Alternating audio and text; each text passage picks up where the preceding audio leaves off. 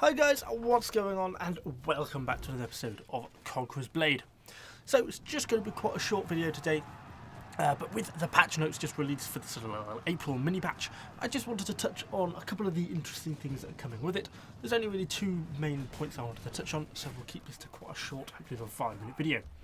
But firstly, we've got some changes coming to the Cohort system, which I think is kind of interesting. Basically, they've introduced this urgent support system. And kind of reading around it in the patch notes I've got available to me now, it seems as in effect you're basically going to be, if you're in a cohort and one of the towns you currently owns in the territory war maps gets attacked during a territory war, rather than having to travel from one side of your region to the other to be able to go and provide assistance, you'll be able to instead basically insta-join, almost like a match battle, be able to join in sort of an instance setting. And that'll be really quite nice. I think that'll make things a lot easier for those in the cohorts. I know they can often feel pretty disjointed because there's no kind of central leadership. So I think the introduction of sort of a fast response system is really kind of a nice idea. It does specify that it's going to be region locked, so if you're in a cohort in Orgolia, of course you then can't go and hop into a battle in a fief in Liangyong. It's going to be locked to your region, so warlords are going to actually have to be in that region to be able to join. But it certainly sounds like an interesting system, and yeah, I think that's going to make it easier for newer players, particularly those in some of the cohorts and the legions. So once we move away from the legion changes, we move on to map changes. And there's one in particular I really wanted to touch on, and that is Allenberg. If you've ever played on this map, particularly as the attackers, you'll know that you can have a really hard time getting either the A or the B point from the off. And this is basically what mod.com are saying in these patch notes.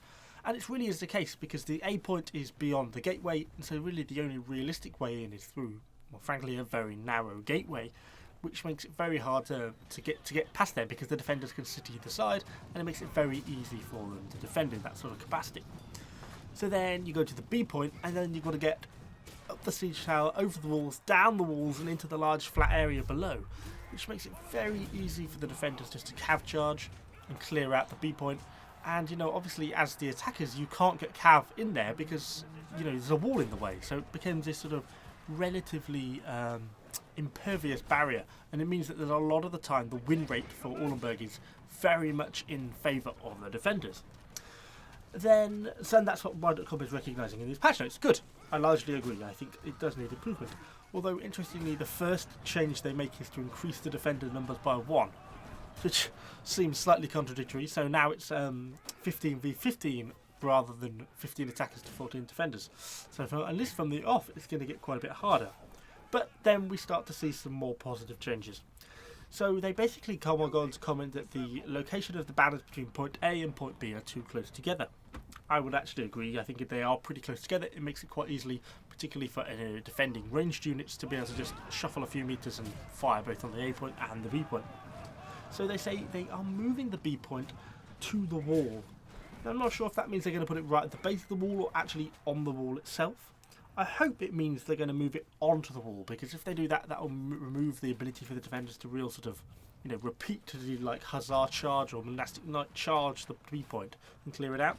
And if they do that, that'll make a real big difference, because then once those attackers can secure that B point, it gives them that staging point to be able to push into the rest of the city. They've also added a few more ladders to the walls and extended the attack duration, which is hopefully going to make it a little bit easier for the attackers to sort of get that initial foothold. So yeah, generally positive changes. Was kind of surprised they've increased the amount of defenders by 1, but I'm kind of really mostly curious to see where that B point is going to end up on the wall, because that's going to make a real big difference, I think, to the attackers if they're able to sort of get a foothold onto that point. And we also saw a few very small changes on other maps. Things like on Sun City Siege, I think they've removed the bulk of the obstacles around the sea point. They added them in not that long ago. They provide a little bit of protection and trebuchet sort of support around that sea point. I think it's going to be a little bit more exposed now for the defenders. So it should be easier for the attackers to either treb the sea point, or at least put guns and muskets and archers and stuff there to actually protect their troops on the sea point. Make it a little bit harder for them to actually be able to hold that point. So all in all, yeah, just a few handful of balance changes. Kind of interesting to see how the changes on the cohorts actually play out, because I think that's certainly kind of a nice change. And yeah, I'm pleased they're actually looking at Allenberg, because it has fast becoming one of my most hated maps in the game at the moment. So I'll be kind of pleased to see that one adjusted a little bit more to try and improve the balance. But anyway, that is really all I've got for you today. It's just a quick little patch notes update video. Hopefully just to sort of keep you informed about what's going on in the game. If you've enjoyed it, do let me know what you think in the comments down below. Of course, subscribe to the channel for lots more Conqueror's Blade content. Of course, we'll be doing another video like this once the Season 3 information gets released. And I shall see you guys all on the next video.